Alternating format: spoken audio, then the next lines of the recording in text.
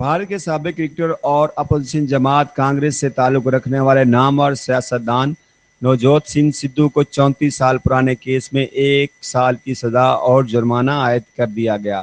تفصیلات کے مطابق 34 برس پرانے سڑک پر ہونے والے جھگڑے کے دوران ایک شخص کی ہلاکت سے متعلق کیس کا فیصلہ بھارتی سپریم کورٹ نے سنا دیا۔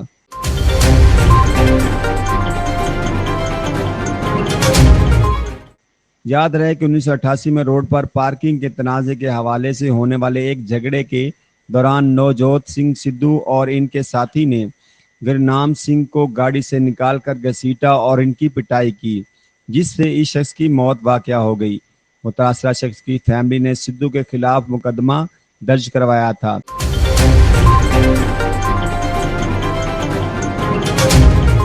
تاہم 1999 میں بھارتی سپریم کورٹ نے سدھو اور ان کی ساتھی کو ناکافی شواہد کی وجہ سے مقدمے سے بری کر دیا تھا، لیکن پھر اس فیصلے کو پنجاب اور ہریانہ کی ہائی کورٹس میں چیلنج کیا گیا، جہاں عدالتوں نے سدھو کو مجرم قرار دیتے ہوئے 3 سال کی قید سنائی۔ سدھو نے 2018 میں اس فیصلے کے خلاف سپریم کورٹ سے رجوع کیا۔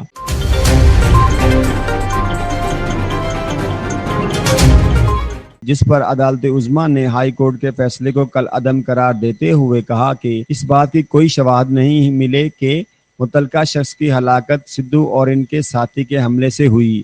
تاہم سپریم کورٹ نے سینئر شہری کو نقصان پہنچانے پر بھارتی سیاستدان کو مجرم قرار دیتے ہوئے انہیں 1 سال کی سزا اور جرمانہ بھی سنا دیا۔